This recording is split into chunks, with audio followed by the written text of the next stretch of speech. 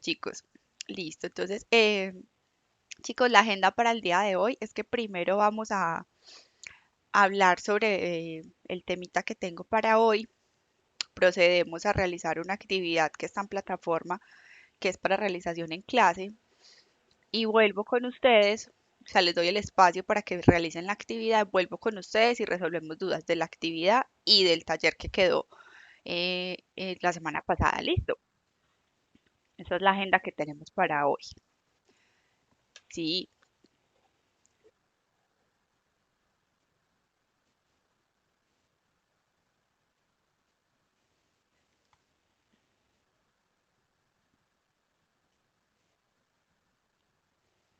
no, no hay problema, te sales un momento, no hay problema. Igual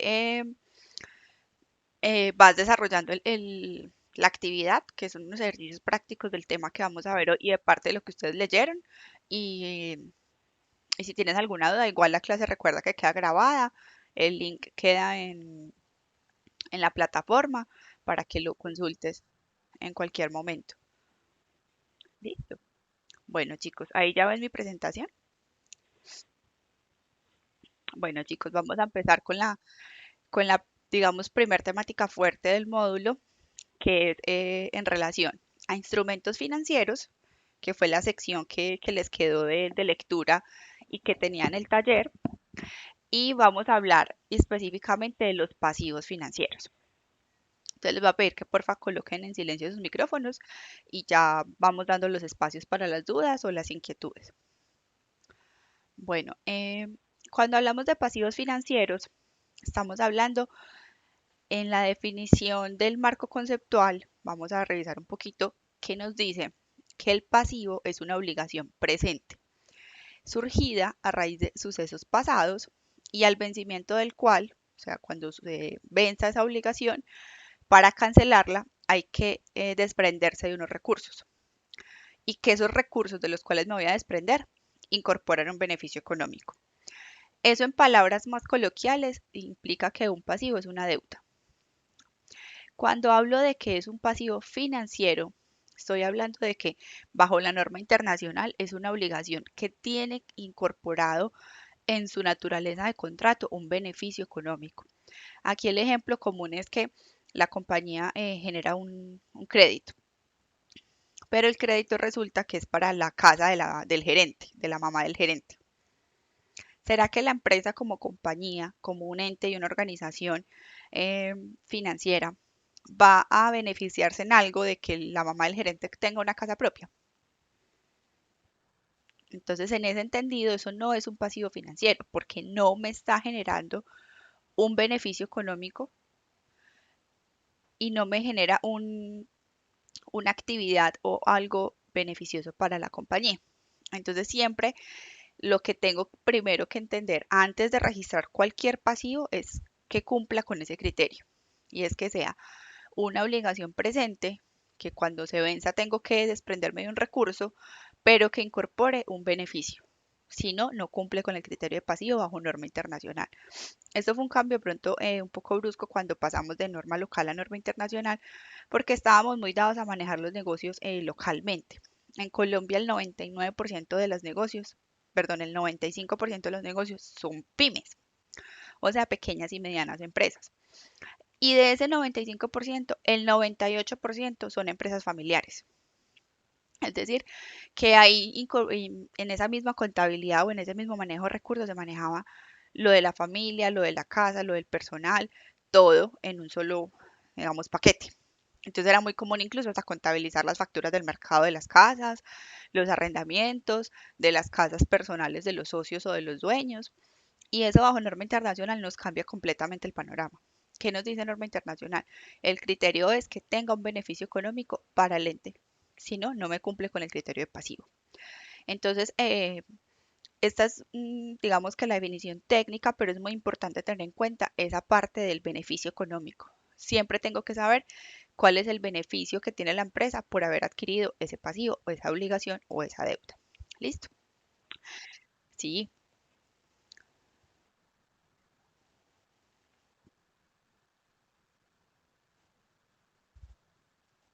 sí.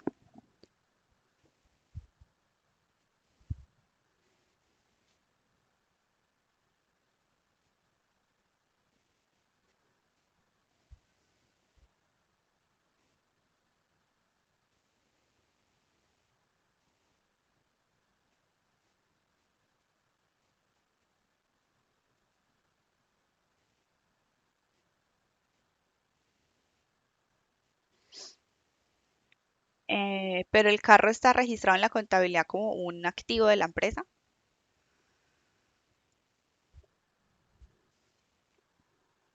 porque el ideal es que recuerden también, bueno, vámonos un poquito a qué significa activo.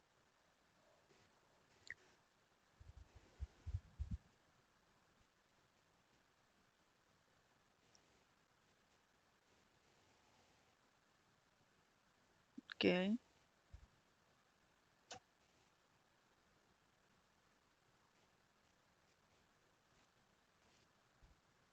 Sí, sí, porque si no es, digamos, en su 100% de capacidad a disponibilidad de la empresa, el carro no cumple con el criterio de activo, ¿cierto? Pero en ese caso la obligación tampoco cumple el criterio de pasivo, porque la compañía no está obteniendo un beneficio económico de ese crédito. El beneficio es tuyo como socio, no de la empresa. Ese pasivo no cumple el criterio en la norma internacional. No cumpliría el criterio de pasivo. Correcto. Bueno, cuando hablo de pasivos financieros, entonces estoy hablando de todas esas deudas que la compañía adquiere. ¿Cuáles tipos de deudas? Créditos, eh, proveedores por pagar, nómina, ¿cierto? Recuerdan que habíamos hecho un listado en la clase pasada de lo que recordábamos. Impuestos, sí.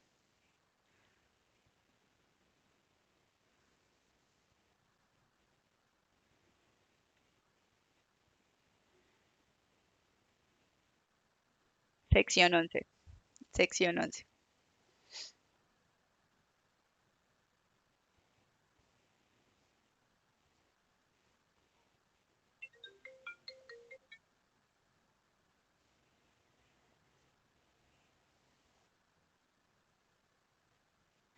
Ahí hay un criterio que es el corto plazo y el largo plazo. Entonces hay pasivos financieros que en el corto plazo, entiendas, en hasta 90 días, se consideran, digamos, pasivos limpios, sin interés, porque es un pasivo de origen comercial, es decir, como que mientras recojo una cartera, pago. Es un corto plazo y se puede manejar de acuerdo al contrato entre las partes, porque recuerden que un instrumento financiero es un contrato. Entonces, si el comprador y el vendedor acuerdan no cobrar intereses en 90 días, está bien. No hay, digamos, por norma internacional que generarle intereses.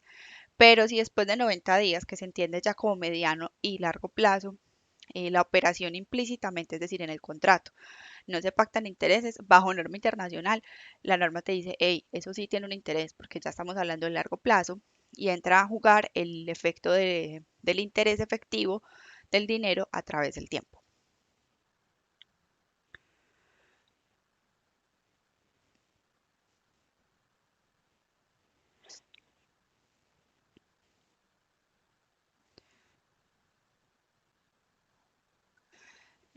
No, pero ambos son instrumentos financieros, así no tengan intereses. Ahorita igual revisamos bien el taller y vamos con esas preguntas puntuales y les voy explicando como en cada paso, de acuerdo a lo que nos habla la sección, como el soporte, ¿listo? Listo, pero sí, ambos son instrumentos porque ¿cuál es la característica de un instrumento? Que sea un contrato entre ambas partes, que haya un comprador y un vendedor, eso es un instrumento financiero. Una obligación para una parte y un derecho para la otra. Por eso incluso hoy estamos hablando de pasivos, porque el pasivo finalmente es eso, el pasivo financiero es un contrato que hay entre el prestamista, el proveedor eh, y quien recibe el dinero o quien recibe la mercancía y tiene la obligación de pagar ese dinero o de pagar la mercancía cuando hacemos compras a crédito. Listo. Bueno, esa no es la única manera. Bueno, los pasivos es la forma que tiene una compañía también de financiarse. Yo quiero operar, yo quiero empezar a trabajar y voy a comercializar productos, pero no tengo mercancía. Entonces, ¿yo qué hago? Voy y los compro a crédito y a medida que voy vendiendo, voy pagándole a mi proveedor. Eso es una forma de financiación absolutamente real, válida en todo el tema comercial. Incluso hay mucha mercancía que se maneja bajo consignación. Esa es como la metodología. Pero no es la única manera de financiarse. O sea, la única manera no es a través de proveedores o a través de bancos con préstamos financieros. Hay otra forma que es emitir bonos. Los bonos son un título valor, donde las compañías, perdón,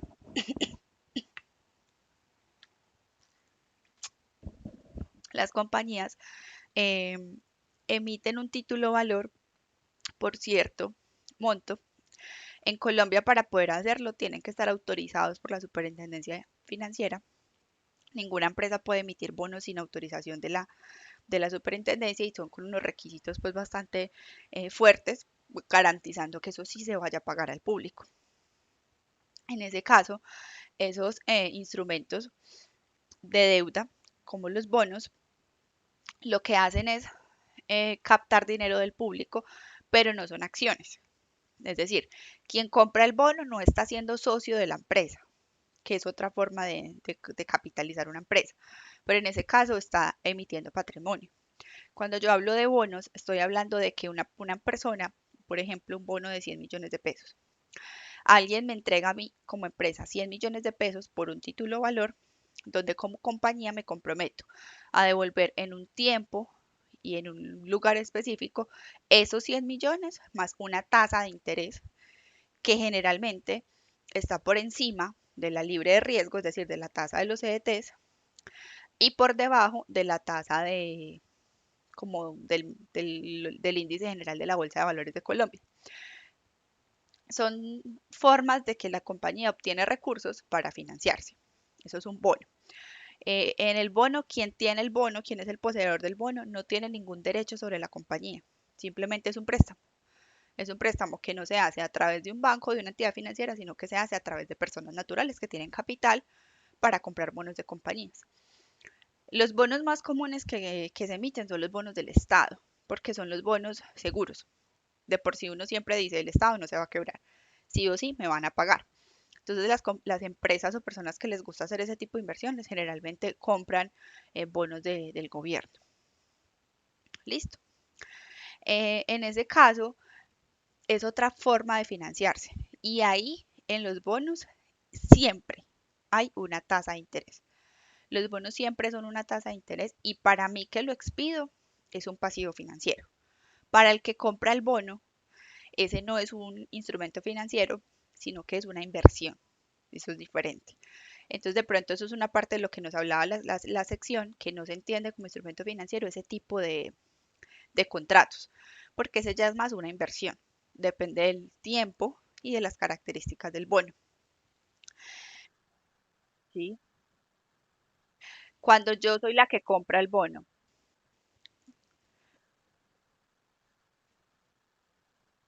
para mí como empresa, pero para la persona que me compra el bono a mí, quien me entrega los 100 millones a mí por el contrato o el papel que yo como empresa emito, esa persona que me lo compró a mí está adquiriendo una inversión. Para esa empresa es una inversión o para esa otra persona. No es un activo, un interés, exactamente. Un rendimiento, una utilidad o un rendimiento por esa inversión que hizo en mi empresa. Pero claro, la diferencia que esos 100 millones que esa persona me entregó a título de bono no es una inversión en mi empresa, o sea, no es una acción de mi empresa. Para mí es un pasivo financiero. Para quien me lo compra es una inversión. ¿Listo? Bueno, chicos, los pasivos tienen dos momentos, el reconocimiento inicial y la medición posterior. ¿Cuándo se reconoce un activo financiero? Cuando cumple la característica, es decir, cuando sé que es una obligación que debo pagar y que me genera un beneficio. ¿Cómo lo hago? En el momento del reconocimiento inicial, una entidad me dirá un activo financiero o un pasivo, que es el que nos compete por el valor razonable, es decir, el valor al que lo compró, al que está en el mercado o el contrato me dice que ese es el valor. En el caso de un pasivo financiero que no se contabilice el valor razonable, es decir, cuando yo no tenga cómo saber ese valor, voy a generar un gasto, cambio al resultado, es decir, voy a generar un gasto en el estado de resultados. Sí, sí,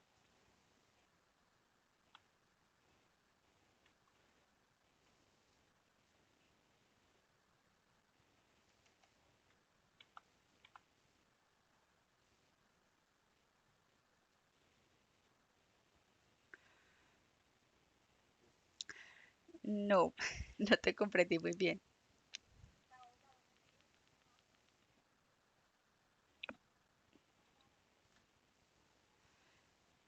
Pero entonces,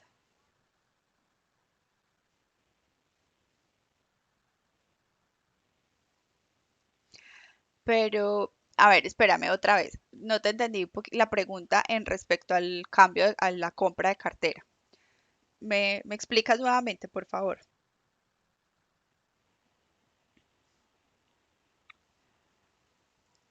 Es un pasivo para el que tiene la obligación, sí.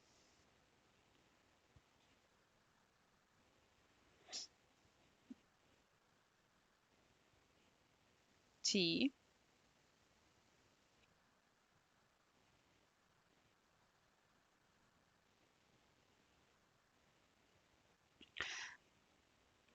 ok, ya te entendí. Mira, el reconocimiento inicial en este caso es el valor por el que tú tienes la deuda. Generalmente cuando tú haces una compra de cartera, lo que te baja es la tasa y es el valor final a pagar, pero el valor inicial o el valor base de la deuda no cambia. No es que tú le debas, no sé, al Banco de Popular 20 millones y Banco de Avillas te compró la cartera y te la compró por 19 millones. No, te la compra por el saldo que tú tienes en Banco Popular, para el ejemplo 20 millones, pero vas a pagar una tasa menor de interés sobre 20 millones. Entonces el valor del reconocimiento inicial van a seguir siendo los 20 millones. ¿Qué te está diciendo? Los cambios o costos de transacción serían en este caso, el interés, lo que iría a la parte del resultado, es decir, al gasto.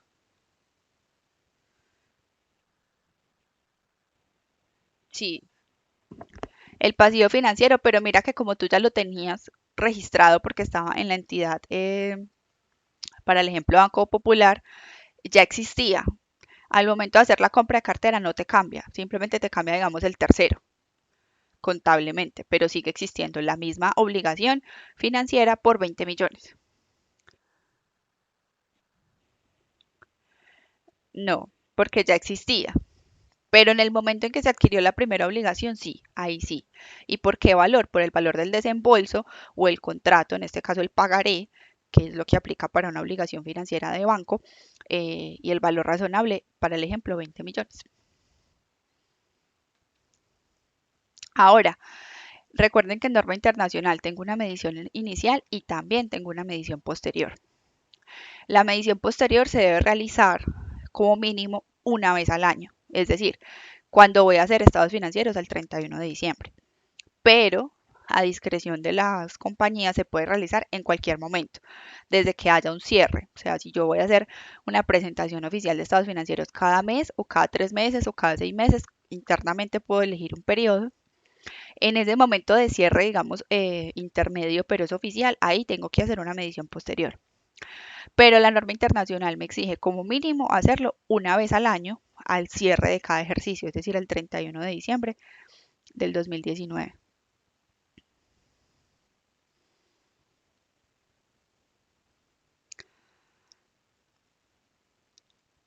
¿Alguna duda está ahí, chicos? ¿De cuándo hago medición posterior? Sí, una vez en la vida, cuando existe el pasivo.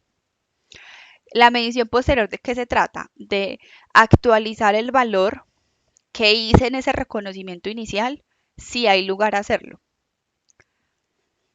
Entonces, ¿cuándo me cambia el valor en una medición posterior? Cuando he hecho abonos, por ejemplo. Si yo hace crédito, para el ejemplo que hablábamos del Banco Popular, lo adquirí en enero por 20 millones, pues resulta que yo pago la cuota cada mes.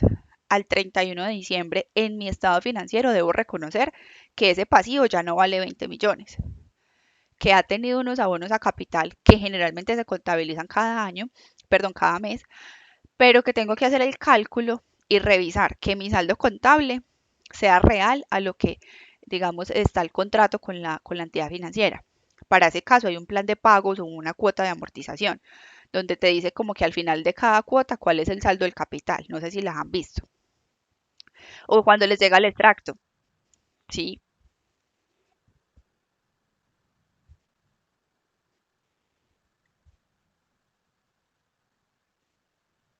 Sí,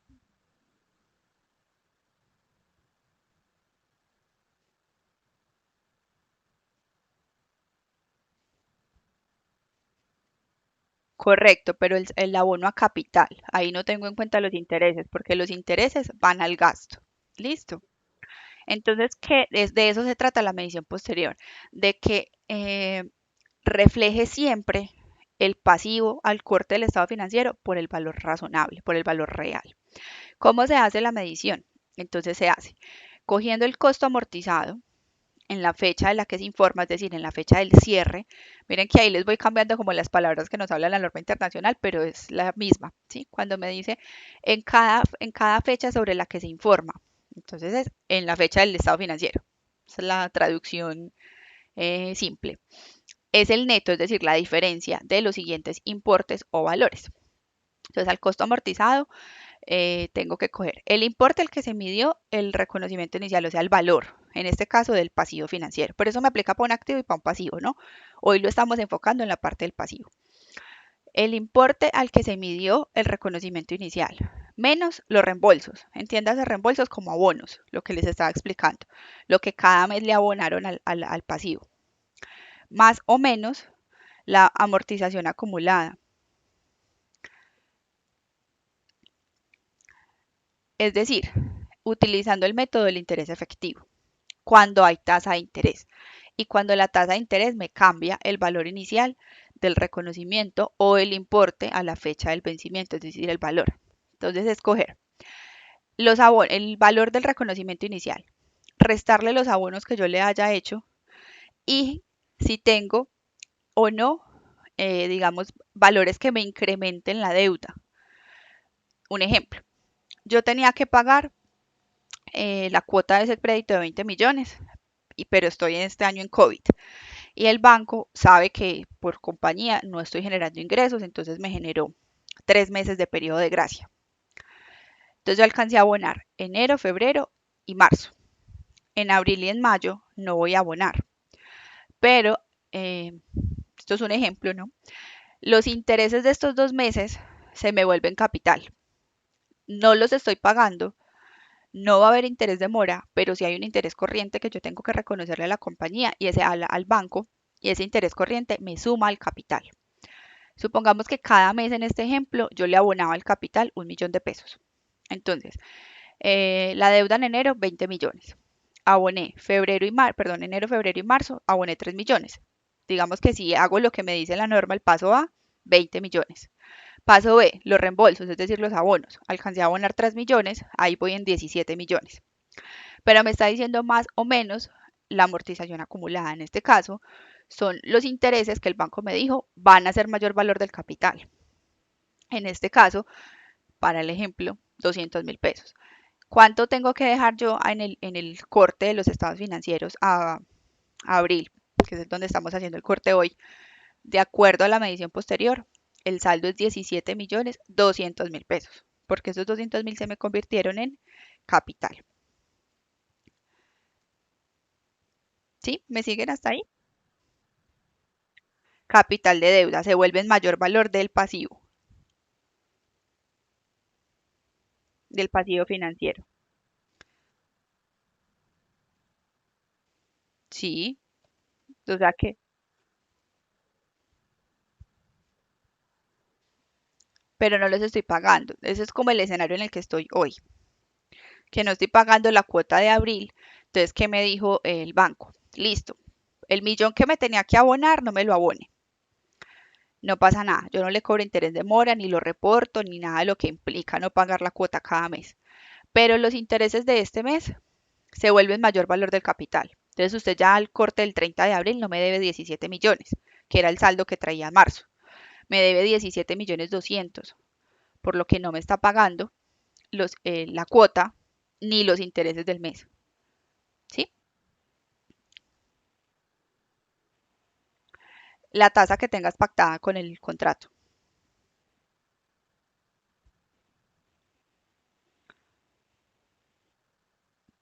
De los 17, que era el saldo de marzo. Ujú. Listo.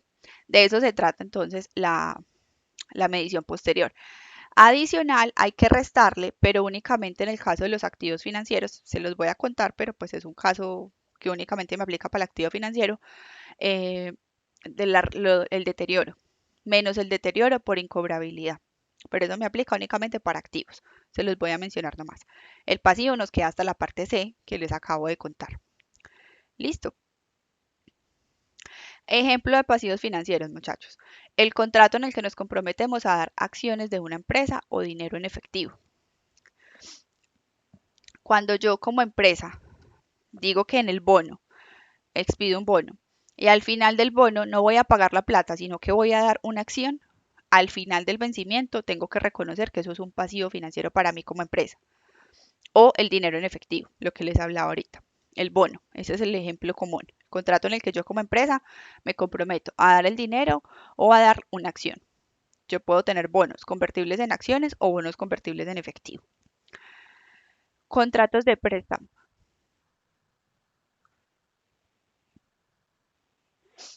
Pero sigue siendo un valor, así sea un bono o sea efectivo, para mí como empresa es un pasivo. Yo que expedí ese bono, porque yo tengo el compromiso con la persona que me lo compró de entregarle una acción o un dinero al final del vencimiento del bono.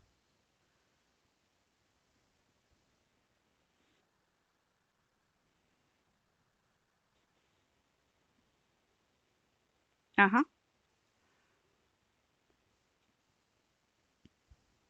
listo. Contratos de préstamo, intereses o swap, obligaciones con derecho de recompra.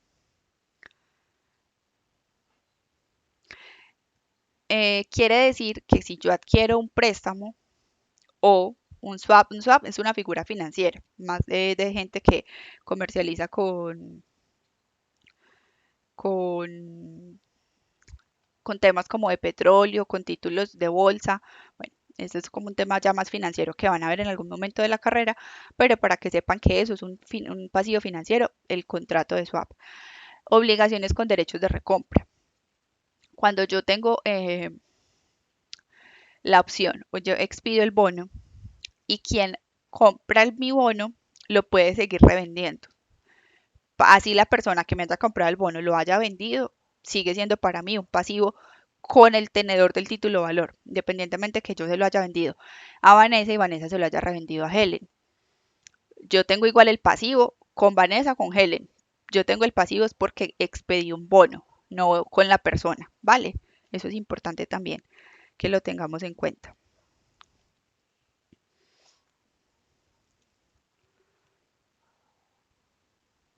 ¿Dudas hasta ahí?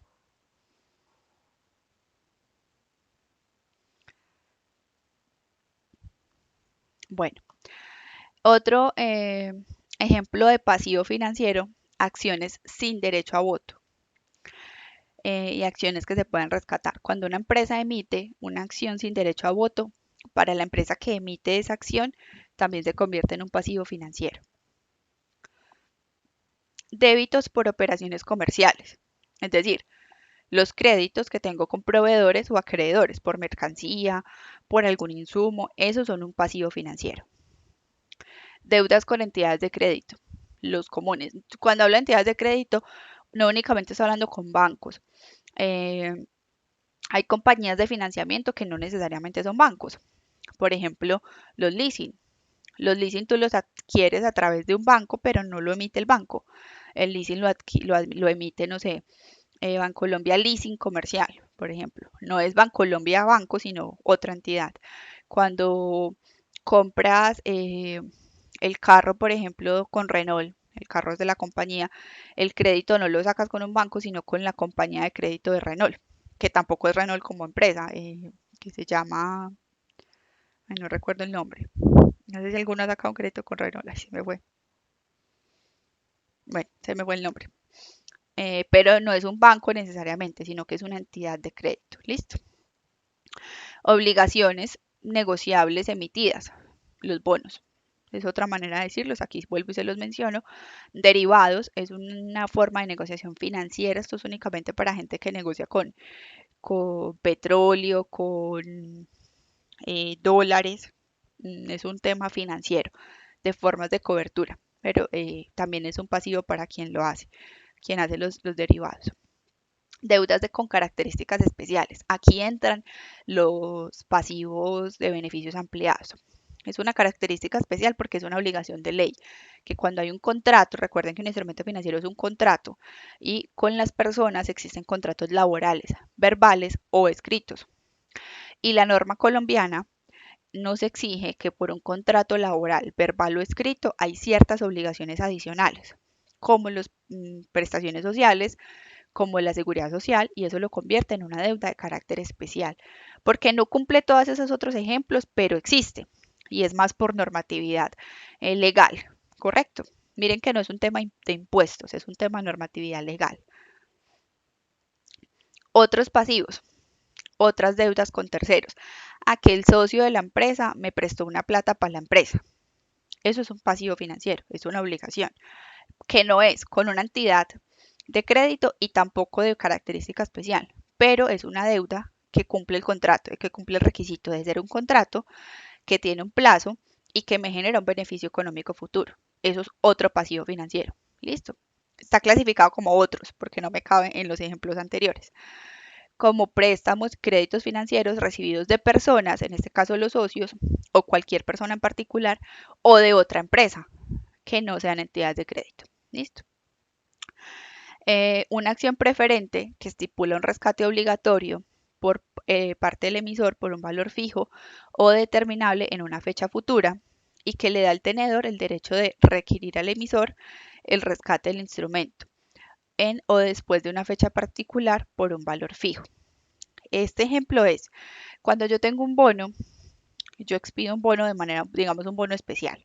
Entonces el bono era por 100 millones, el ejemplo que les di ahora, pero no, lo voy a pagar en tres partes.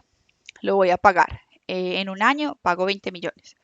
En otros 3 años pago otros 20 millones. Y al final, es decir, los 60 que faltan, lo pago en 5 años. Tiene, digamos, tres cortes y eso es lo que se llama rescates.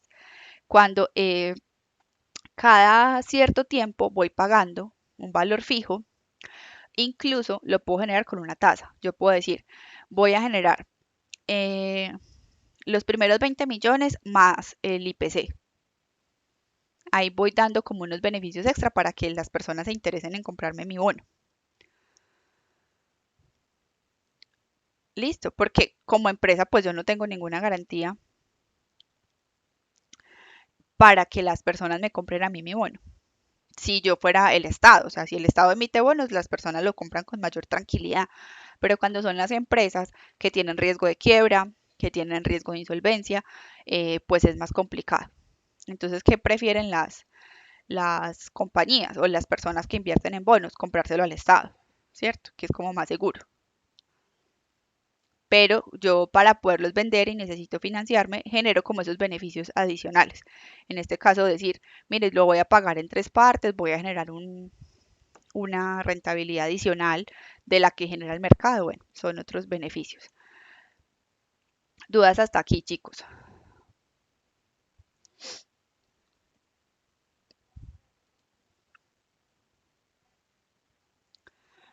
Bueno, chicos, entonces vamos a, digamos que aplicar esta teoría que está aquí fresquita en una parte teórica, dos, tres preguntitas teóricas que tengo en la actividad en clase y unos ejercicios. A mí me van a hacer un arreglo en este momento del internet que me ha estado fallando bastante, entonces si se me cae la conexión, yo igual estoy por WhatsApp y ya vuelvo con ustedes.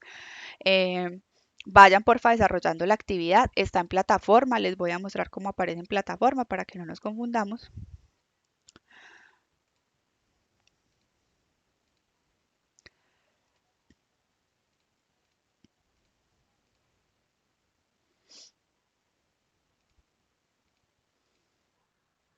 Ahí ya están viendo mi pantalla.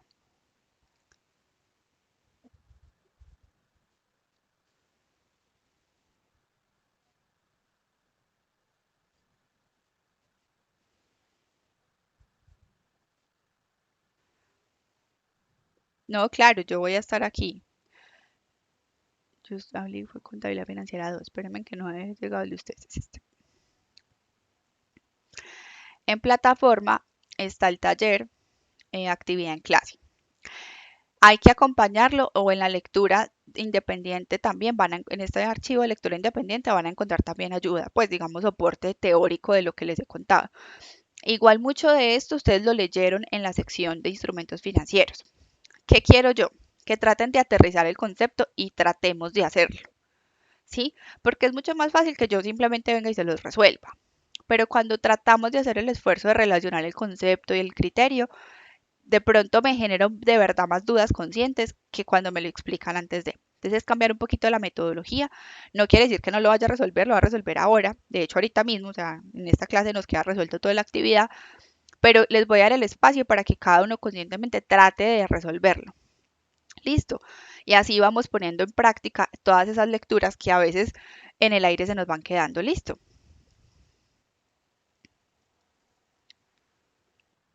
Bueno, chicos, estoy aquí en silencio, pero me escriben cualquier cosa, ¿vale?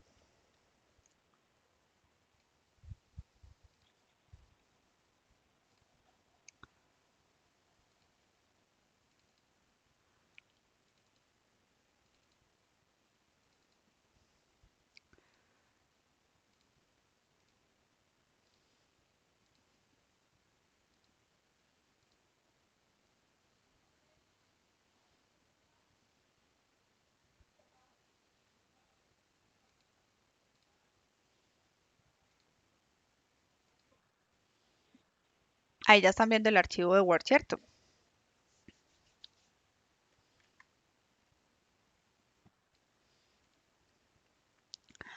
Bueno, chicos, entonces vamos con el primer punto de la actividad en clase. El emisor de un instrumento financiero lo clasificará en su totalidad o en cada una de sus partes integrantes en el momento de su reconocimiento inicial como el emisor del instrumento financiero. Entonces recuerden que es el que, el que lo vende o el que hace el que adquiere el préstamo o el que adquiere el activo. ¿Listo? Ese es el emisor del instrumento financiero. Entonces, ¿cómo lo debe reconocer cuando existe un instrumento financiero? Eh, A, un activo diferido. B, un ingreso o un gasto en el cual se haya incurrido. C, un pasivo financiero, un activo financiero o un instrumento de patrimonio. O D, ninguna de las anteriores. ¿Cómo nos fue con esa? ¿Qué dice el público?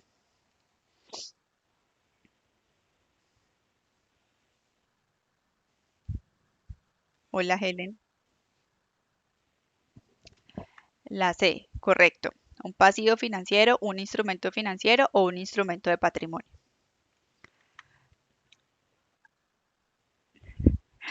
¿Todos la marcaron la C o alguien diferente?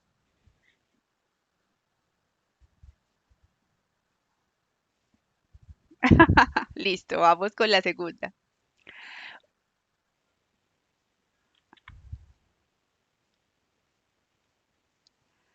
Vanessa, mira, ¿alguien me escucha? No, Vanessa, no te escuchamos.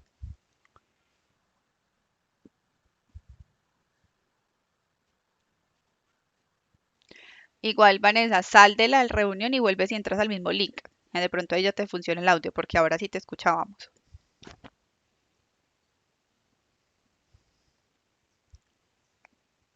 Esperemos que regrese Vanessa entonces para que continuemos con él, con el taller.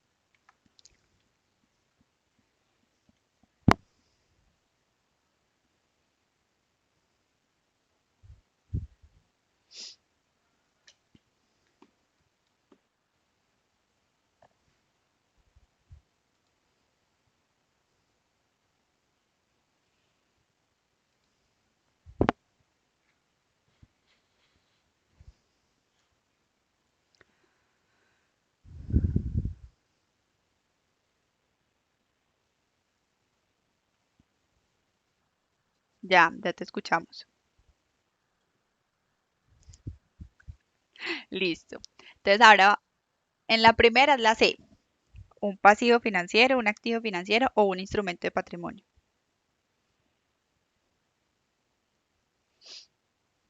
Listo, ahora vamos con la segunda. La segunda nos dice, un activo financiero y un pasivo financiero serán objeto de compensación, de manera que se presente.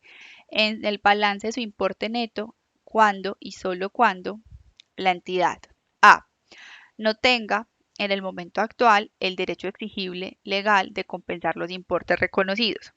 B. Tenga en el momento actual el derecho exigible legalmente de compensar los importes reconocidos. C. Tenga la intención de liquidar la cantidad neta o de realizar el activo y cancelar el pasivo simultáneamente. D. La B y la C son correctas. O E. Ninguna es correcta. ¿Qué dice el público? Sí, alguien, muy bien. ¿Alguien tiene una diferente? ¿O todos marcamos la D? Listo. Bueno, entonces en la parte teórica creo que estamos bien, tenemos claro el concepto. De pronto aquí, de pronto aquí estamos reforzando un poco la lectura de instrumentos financieros. Yo sé que leer las secciones no es como tan chévere porque los términos a veces uno se queda como un poquito perdido. Por eso es necesario aterrizarlo en ejercicios. Pero el concepto es igual de importante, porque ante una duda de qué hacer o qué no hacer frente a un hecho económico, pues el concepto es el que me va a decir, o sea, la teoría, la sección, la norma es la que me dice qué camino elegir y cómo aplicar ese concepto técnico. Entonces, por eso es tan importante la combinación, muchachos. Yo sé que a veces es maluquita la norma, pero nos toca igual trabajarla muchísimo. Y recuerden que hoy estamos en NIF, ya no hay nada más. Sí, te escucho, Vanessa.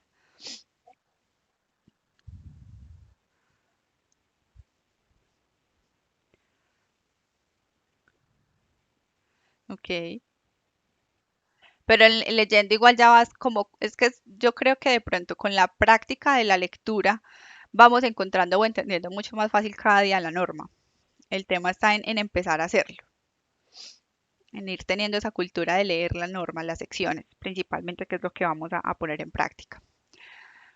Listo, ahora el tercero. Ya este es un poco entre concepto y práctica, ¿no? La entidad XYZ vende el 1 de febrero del 2020 a la empresa Estudiosos SAS la cantidad de 20 impresoras a un precio unitario de 400. Ahí le puse dos decimales, son 400. Concediendo un plazo al cliente de 90 días sin incluir interés alguno en la operación. A. ¿Cuál es el valor que reconoce Estudiosos SAS como pasivo en su contabilidad? ¿Qué dice el público?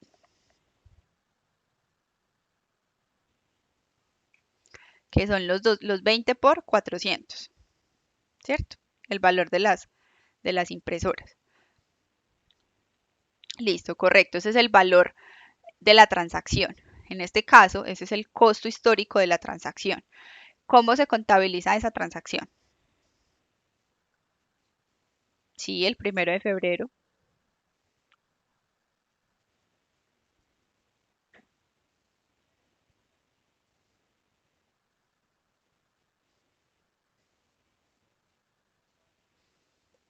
Ok.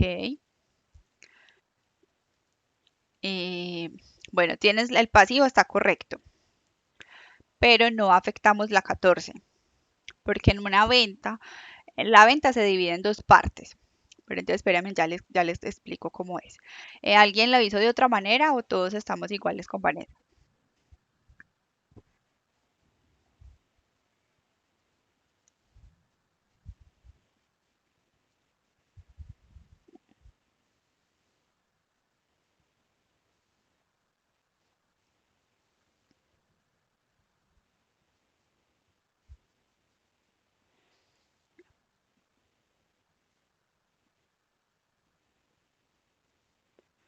La compra, correcto, correcto. Bueno, listo. Entonces, si pongamos que la empresa Estudiosos se dedica a vender impresoras, ¿cierto? Pero yo preguntaba que si alguien lo ha hecho de otra manera porque puede que sea simplemente que necesita las impresoras para la parte administrativa y alguien en vez de llevarlo a la 14 como un inventario para la venta lo pudo haber llevado como un activo. A eso me refería con la pregunta. Pero es la interpretación que le demos más allá. ¿Cuál era el detalle aquí? Reconocer el pasivo que no incluye un interés. O sea, aquí era la pregunta que nos hacía ahorita Vanessa al principio del encuentro, que si no tiene intereses, los debo reconocer. Miren que aquí es lo que les estaba explicando, les decía ahora. Generalmente cuando es a 90 días, no hay intereses desde que esté pactado de esa manera. En este caso, en este contrato, es claro que dice sin incluir interés alguno en la operación. Quien lo haya hecho como lo hizo Vanessa, es decir, el débito en la 14, que compró las impresoras para vender impresoras, está bien. Quien lo haya hecho como reconociendo un activo, porque yo puedo simplemente dedicarme, por ejemplo, estudiosos, o sea, yo diría, bueno, es como una universidad, pues por el nombre, ¿no? Un centro educativo y tiene las impresoras para el uso local. Entonces lo registró como un activo. Lo importante era el crédito en el pasivo por los 8.000, sin reconocer ningún interés.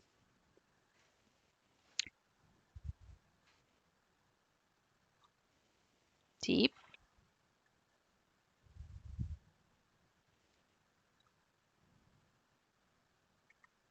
El activo vale 8.000.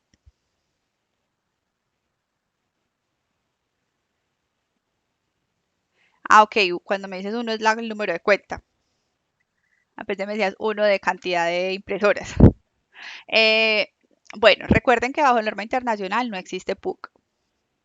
O sea, si cada uno en su contabilidad interna le van a poner al activo la uno y el pasivo la 2, o sea, como lo hemos manejado tradicionalmente, no hay problema.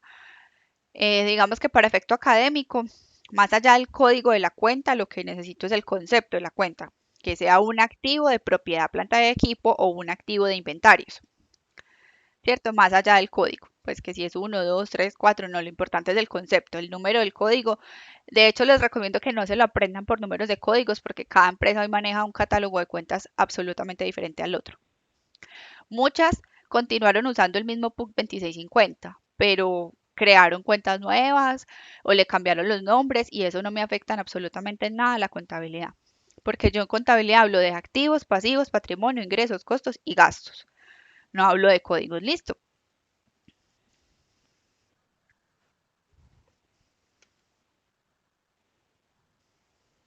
Sí,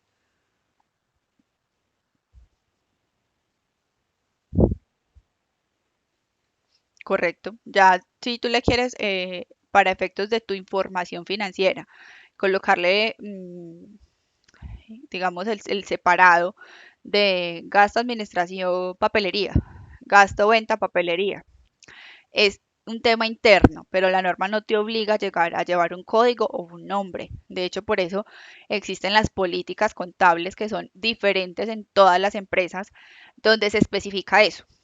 Aquí no vamos a separar, en esta empresa no vamos a separar los gastos administrativos y los de ventas.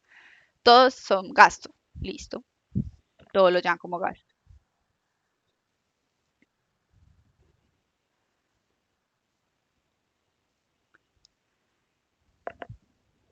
Ujú.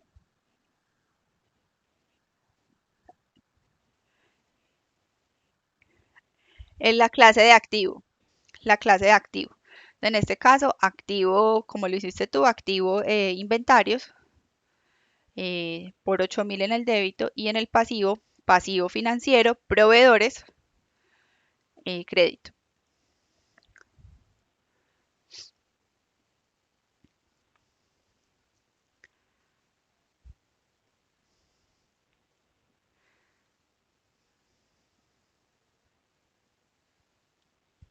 Listo. Ahora la B.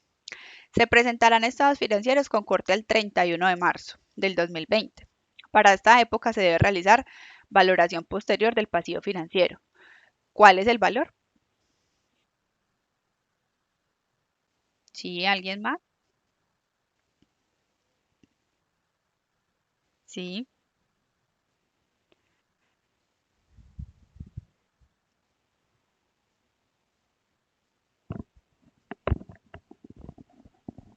sí.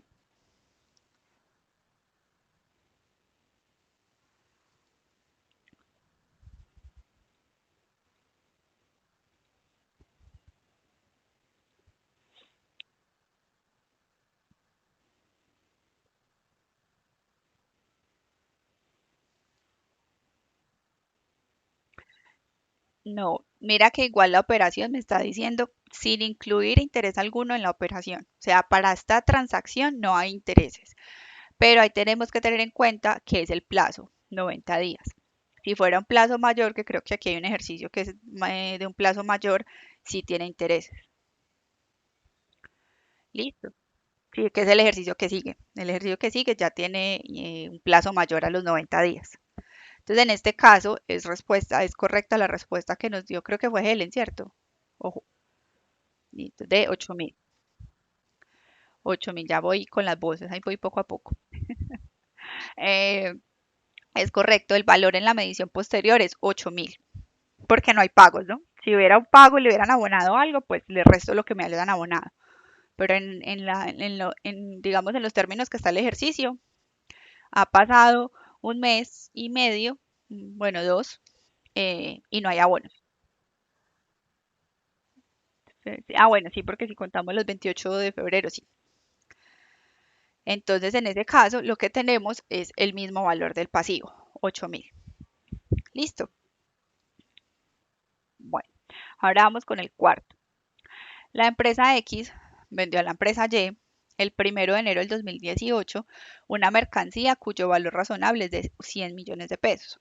Supongamos que en el momento de realizar la venta se llegó a un acuerdo con el cliente de concederle un plazo de 2 años para el pago, el cual es superior a los 60 días que habitualmente le conceden a sus clientes, a cambio de que en el momento del vencimiento realice el pago por un valor de 110 millones de pesos, suponiendo una tasa del 4.88. Para el año 1 se generarán 4.880 de intereses y en el año 2 5.120.000 de intereses. Bueno, entonces la pregunta, hasta ahí clara el enunciado. Tenemos un instrumento financiero, una venta a crédito por 2 años y habitualmente la empresa X vende a 60 días. Pero con este cliente especial le dio 2 años de plazo y le pactó que por darle esos 2 años no le pagaba la mercancía a 100 millones, sino a 110 millones. Entonces hay una tasa implícita que nos la dan en el ejercicio. Chicos, aquí es importante y les voy a hacer claridad en esto. Quiero ser un poco exacta con el tema y es que yo les estoy dando la tasa y se las voy a dar en los ejercicios, pero en la vida real ustedes son los que deben calcular esas tasas porque el mercado generalmente no las trae. O sea, cuando en la vida real, o sea, yo quiero como llevarlos a la práctica y cuando ustedes van y compran mercancía generalmente, no se pacta tasa en porcentaje, sino que es muy común que digan eso. Vea, le doy 90 días o no me paga 100 millones, sino 110 millones. Listo. Hay una transacción pactada, pero no en ningún momento se habló de tasa, pero es evidente que hay un interés porque en vez de pagar 100 millones se van a pagar 10 millones más, ¿cierto? En ese evento somos nosotros, como profesionales de la contabilidad, quienes debemos calcular la tasa. Y para eso ustedes van a ver más adelante en su programa Matemáticas Financieras, donde van a saber cómo calcular esa tasa. En este ejercicio y para efectos académicos yo les voy a dar la tasa del 4,88 para el ejemplo. Pero en la vida real, muchachos, ustedes son los que van a tener que calcular esas tasas, teniendo el valor presente, el valor futuro, bueno, y todo eso lo van a ver. Si les toca conmigo, se van a acordar de eso, porque vamos a hacer ejercicios así similares, pero es la realidad. Listo, señora.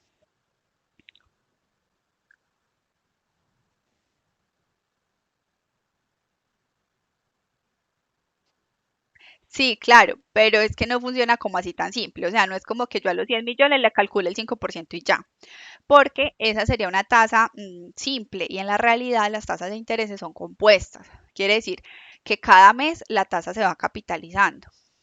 Entonces, al final, tú tienes un saldo de 100 millones y es lo que pasa con los créditos. Si alguno de ustedes ha visto, eh, no sé, no la tarjeta de crédito, sino de pronto un crédito, si alguno tiene crédito ICETEX o tiene crédito educativo de el hipoteco, en el hipotecario que no esté en VTES también me sirve. Tú sacas un capital y te dicen tasa efectiva anual y la tasa mensual. Te dan dos tasas generalmente. O incluso te dicen la tasa nominal. Pero la que realmente se paga es la tasa efectiva. Entonces, si yo te digo, vamos a sacar un crédito a 20 años, pero tú lo pagas cada mes Esa tasa efectiva anual la tienes que convertir a mensual para saber cuál es el valor de los intereses de cada mes. Y eso es un tratamiento de conversión de tasa diferente. Miren que en este ejemplo están pasando 2 años y en los 2 años no van a haber pagos. O sea que ese capital de 100 millones que se debe en 1 de enero del 2018 al 1 de enero del 2020, que se cumplen los 2 años, va a ser diferente. Y sobre ese valor hay unos intereses que han transcurrido a lo largo de los 2 años. Entonces es súper importante que tengamos claro que para efecto académico yo les voy a dar la tasa, pero que ustedes en un futuro y en su realidad empresarial van a tener que calcular ustedes esas tasas y entender cómo funciona un poco esa parte de la matemática financiera. ¿Listo? Bueno, chicos. Entonces, esto es lo que tenemos. Este es el escenario en el que estamos en este hecho económico. Y eso es un hecho económico real. Esto pasa en la vida real, muchachos. Mercancía a crédito, se les dan un plazo adicional y hay que pagar unos intereses, hay que pagar un dinero extra. Bueno, entonces la primera parte es a registre el pasivo de la empresa y en el momento inicial de la operación. ¿Cuál es el momento inicial de la operación? Ahí sí tenemos que tener clara la fecha. Correcto. Entonces en el 1 de enero vamos a hacer un registro inicial. ¿Por qué valor hacemos el registro inicial?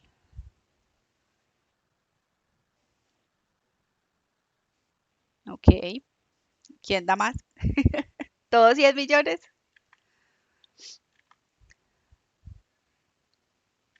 Listo. Bueno,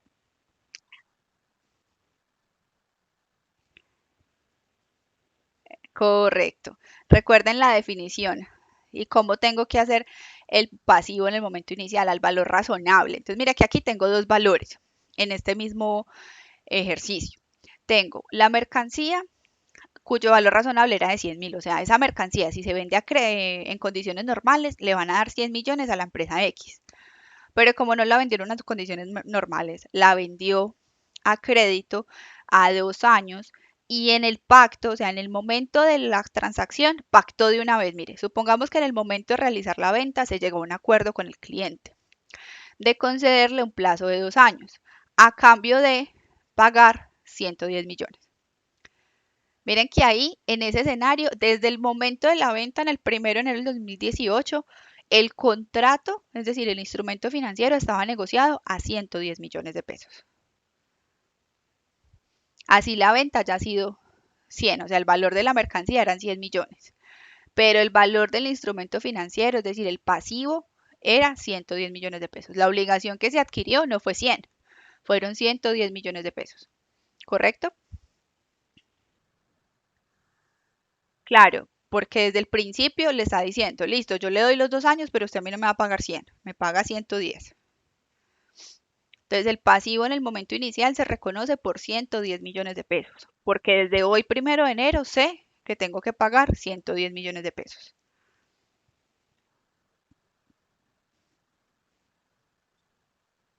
Listo. ¿Cuál es la contrapartida de esos 110 millones? ¿Cómo lo registramos? Inventario débito. Ok. El inventario débito por 110 millones.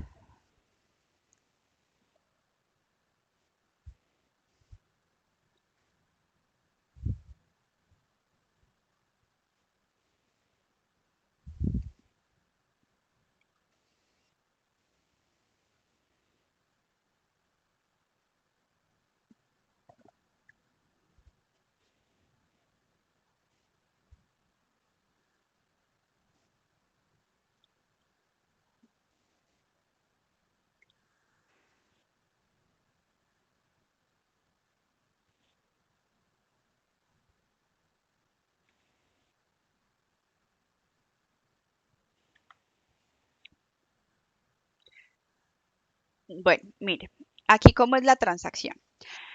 En el inicio, o sea, el 1 de enero del 2018, yo sé que tengo un pasivo por pagar de 110 millones, pero ese pasivo está dividido en dos conceptos. Uno, la mercancía, que vale 100, y dos, los intereses, que valen 10. Entonces, el registro correcto es, lo voy a hacer aquí de hecho, voy a hacer aquí una tablita.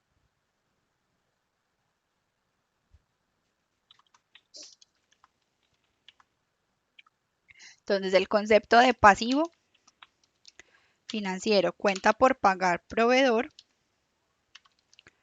es un crédito por 110 millones de pesos, que es lo que yo debo, ¿cierto? Ahora, mi mercancía, que es un activo de inventarios, vale 100 millones de pesos. Eso es lo que vale la mercancía, ¿cierto? Y yo tengo que registrar unos intereses, que son un gasto de 10 millones de pesos. Ojo, miren que estoy registrando el gasto en el momento de la transacción.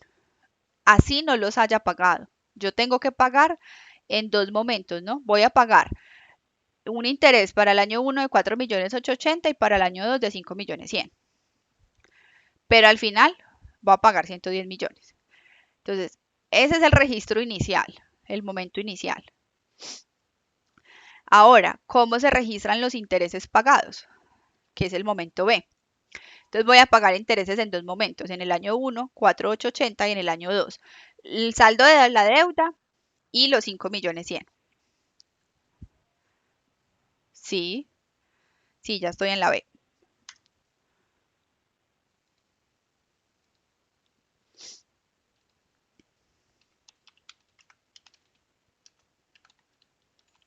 Hasta la A todos me siguen.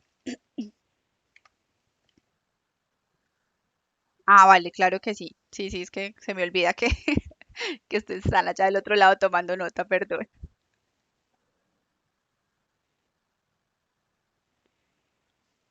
Bueno, pero no sé qué les parezca la metodología, pero el hecho de esforzarlos y tratar de hacerlo a mí me parece mejor.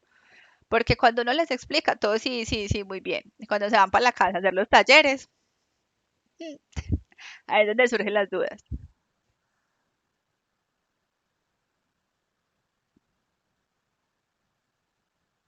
Ajá, listo, chicos.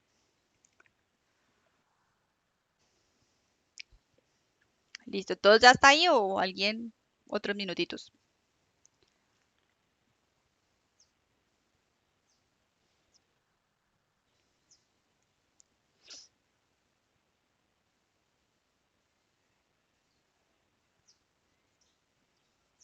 Listo, chicos. Entonces vamos ahora con la parte B de este mismo ejercicio. Los intereses pagados. Ojo con la pregunta. Los intereses pagados a la empresa X, ¿cómo se contabilizan en los libros de la empresa Y? Cuando recibe el primero, exactamente. Entonces vamos a hacer aquí como la parte B.1, que es primero de enero del 2019, perdón, que es el año uno, cuando reciben los primeros intereses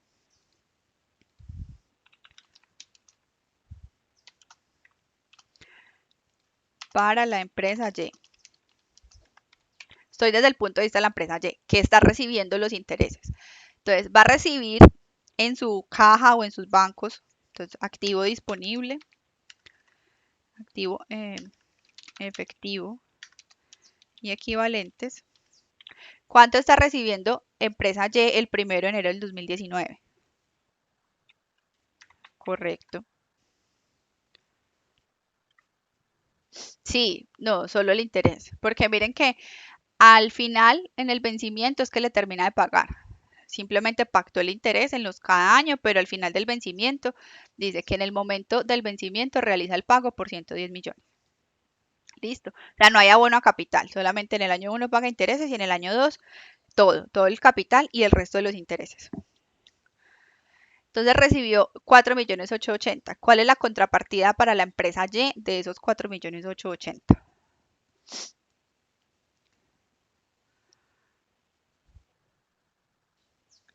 La empresa Y es la que los está recibiendo. Perdón, la empresa Y es la que los está pagando, perdón, sí. Los está pagando, pero miren que aquí yo ya los había registrado.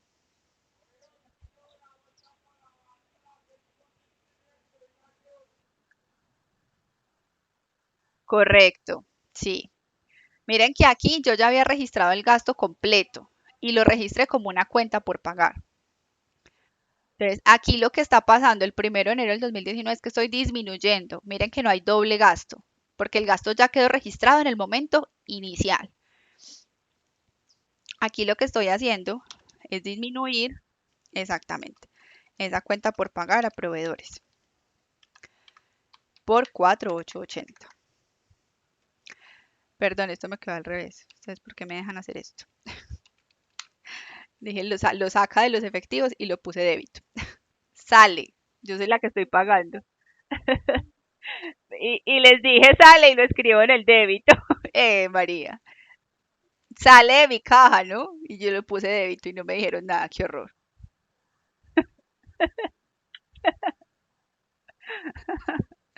María, que también no me parece estaban despiertos. Sale, yo soy la que estoy pagando. Mire que son los intereses pagados. Como yo estoy pagando, sale de mi efectivo y me disminuye mi pasivo. Ahora el momento B.2.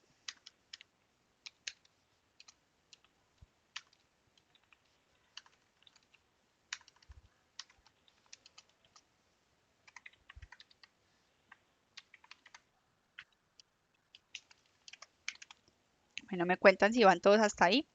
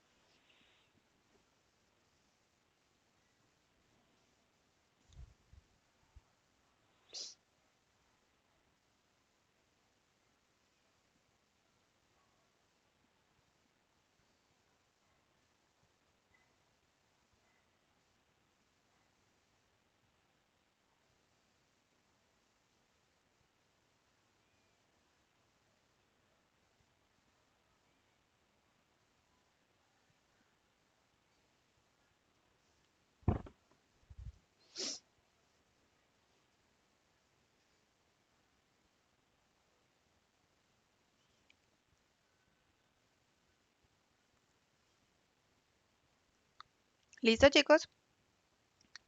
Bueno, entonces ahora el momento B.2. El registro en el 1 de enero del 2020 cuando termina de pagar todo. Entonces, la misma dinámica. Sale porque está pagando, entonces disminuye su efectivo. ¿Cuánto está pagando en este caso? Los 100 millones más los 5.120.000. Correcto.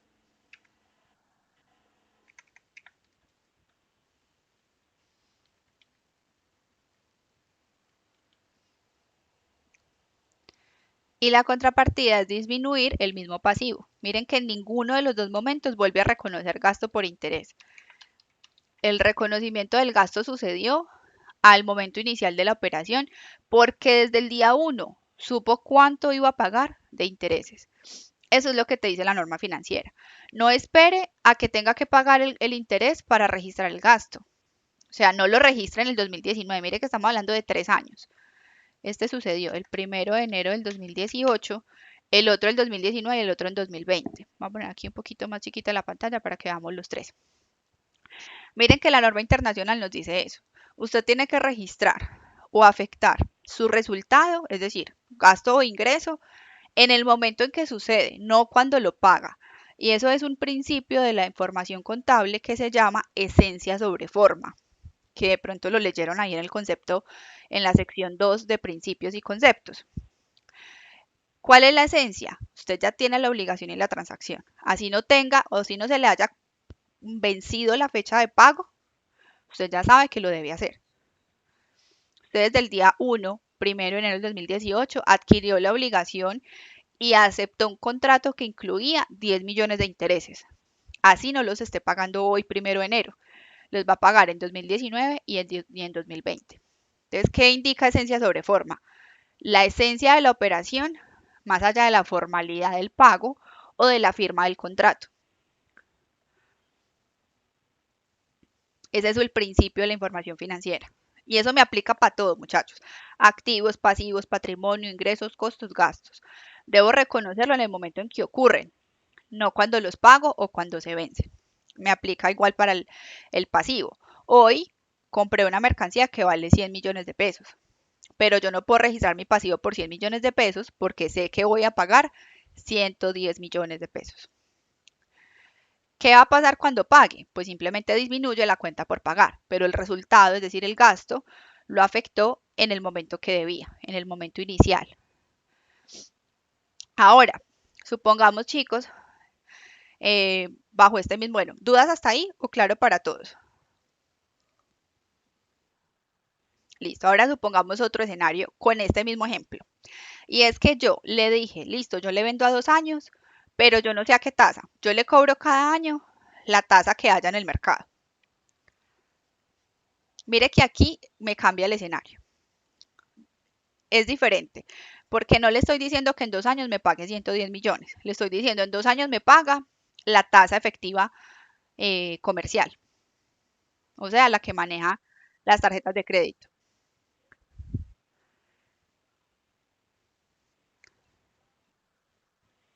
Exactamente. Ahí sí me toca esperar a que suceda, a que sea el año uno y el año 2, para saber cuáles son los intereses. Porque hoy, en el momento de la compra, no tengo cómo saberlo.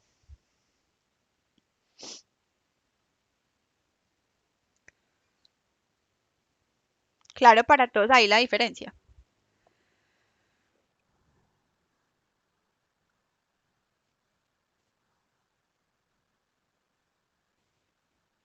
Listo.